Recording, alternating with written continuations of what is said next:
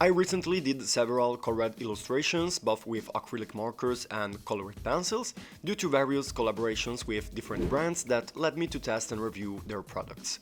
You can find the videos on my channel if you are interested. It was a lot of fun, honestly, but now I really want to go back to my beloved sketchbook and ink again. If you follow my channel, you know that I love inking, and this time the sketch I decided to ink is this one here. I thought of it as the twin counterpart of another drawing that I did at the beginning of the sketchbook and that I'm showing you right now.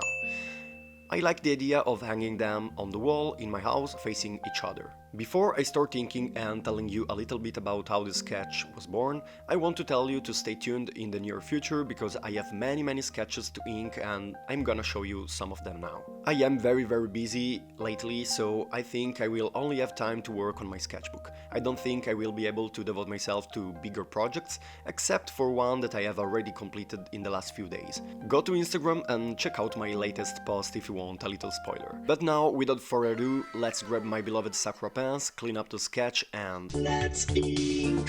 This sketch is clearly inspired by Acky Bright and Katsuya Terada, two authors that I adore and whose works I have seen countless times. In particular, about 1 year ago, I purchased Acky Bright's art book and also studied two of his illustrations, the cybergirls that you saw at the beginning of the video. I always have tried to modify aspects of the design to make it more my own, more personal, even though it was a study. I tend to avoid copying a reference 100% almost all the time. I like to branch out a little and take the liberties I want. This time, however, I wanted to do a different exercise. I never really studied Acky Bright in detail. I used two of his works as references, but I can't say that I have studied them thoroughly and methodically. However, I've been leafing through his art book a lot lately and trying to mentally analyze the shapes and the style, even without having time to draw. I think it's important to do this, in general. Not just draw, but pause and think about a drawing you're looking at to try to grasp the details and understand the artist's intention. It's a bit like what I do with music. As you probably know, if you follow this channel, I play electric guitar, and sometimes I listen to a guitarist that I need to study and mentally analyze what he is doing, without initially replicating it on the instrument. It helps to set your brain on that particular thing and really understand it. Sometimes you replicate a piece for study purposes, but you do it mechanically without really thinking about it.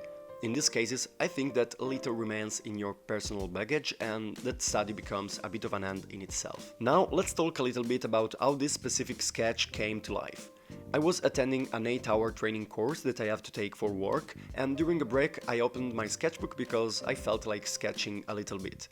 So, without looking at any reference, I decided to try to draw a character in the style of Acky Bright to see if I could replicate the style, at least in part. So I started sketching freely, and once I got home, I finished the sketch a little more calmly, and this is the result. There are some elements typical of Acky Bright that I love, such as the helmet, the cables, and the boy's jumper. The helmet, in particular, is a typical feature of several authors I love. I'm thinking, for example, of Karl Kopinski with his sci-fi characters, or going further back, Moebius characters with their strange and exaggerated headgear. The helmet is an element that I really appreciate in character design and that has been appearing more and more in my drawings in recent years. I think that Acky Bright is a master at this. His helmets are always very cool and consistent in some ways. They seem to be designed with a specific purpose and not just for decoration. He often tends to start with a circular shape near the ear and from there develops the rest following the contours of the head. I tried it myself and I must say that I don't dislike the design of this helmet. It's also interesting in my opinion that the helmet was designed to look like the mouth of a creature, with the upper part of the helmet and the part that rests on the shoulders forming two pieces of a single object. This isn't something I invented, obviously. I've seen this design used by several artists online, and I am pretty sure that even Acky Bright himself has done some designs this way. I've been wanting to try creating a design like this for a while, and I find it quite cool. As for the face, it doesn't really resemble Acky Bright's work, perhaps slightly more Terada's style, but in any case I didn't want to replicate their style on the face. I wanted to be more personal since the design elements already recall their style.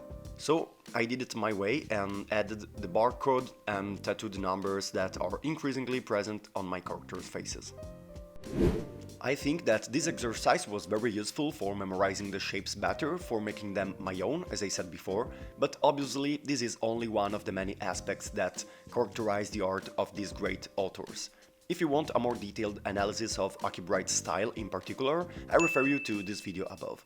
I have already talked about it there, so I won't elaborate much on it in this video. Briefly, Acky Bright's art is characterized by dynamism, elastic poses that give a strong sense of movement, very dramatic shots from above or below that give power to the illustration, and the presence of animals, usually fantasy ones, alongside the characters.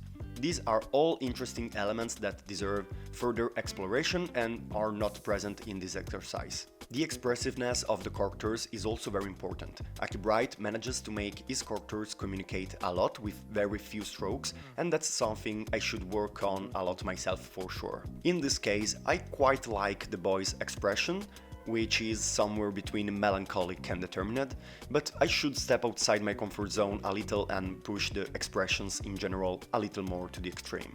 I think this is something my characters lack a little bit, as well as the angle of the shots and the dynamic poses that suggest the characters' actions. These are definitely elements that contribute greatly to the impact of the final image, and I will be working on them in the near future to raise the level of my character designs.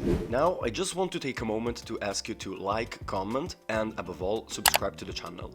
It's a free gesture for you, but it's the best way you can help me to keep posting videos. Thank you very much.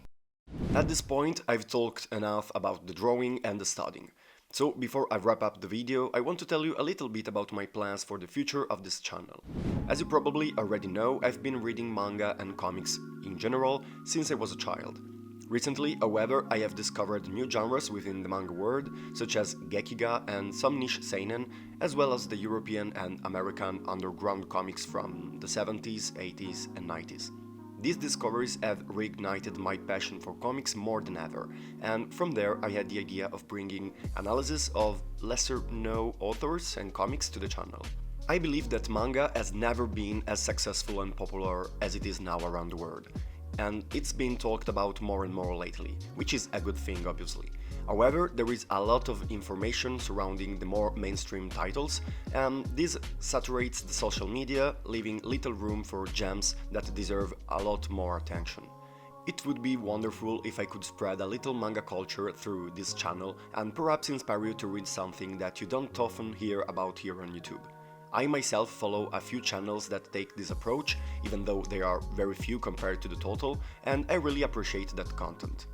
Obviously, the main focus will be my art on this channel, my progress as an artist, but I could accompany that with a few videos on this topic.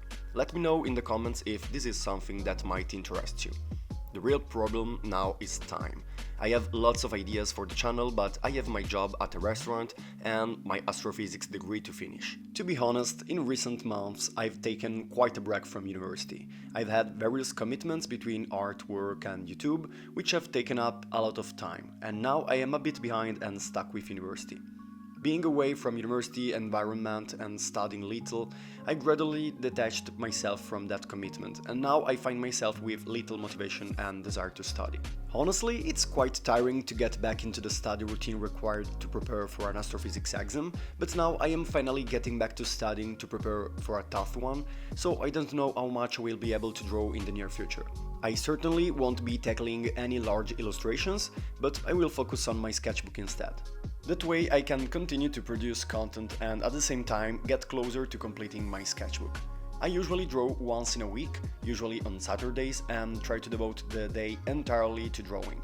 Unfortunately, I can't draw consistently during the week, even though the total number of hours I draw is very few to improve significantly. In addition, editing video also takes me a lot of time, so all in all, I'm really busy. Fortunately, however, if you discovered this channel with this video, you should know that there are already several others similar to this one posted in the past. In case you missed them, you can take a look at the channel's page.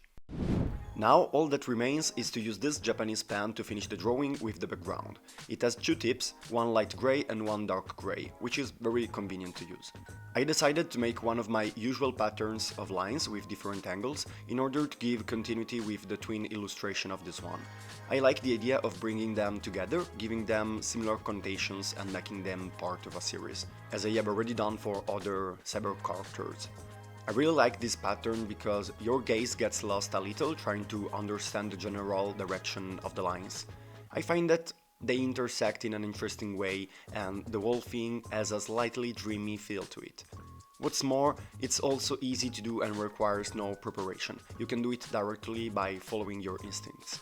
And now we are finally approaching the end of the video and there is only one thing left to do before seeing the final result.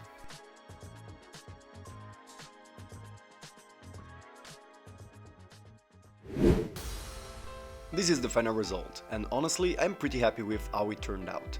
Thank you as always for being with me this far, and I hope you enjoyed the drawing and the video.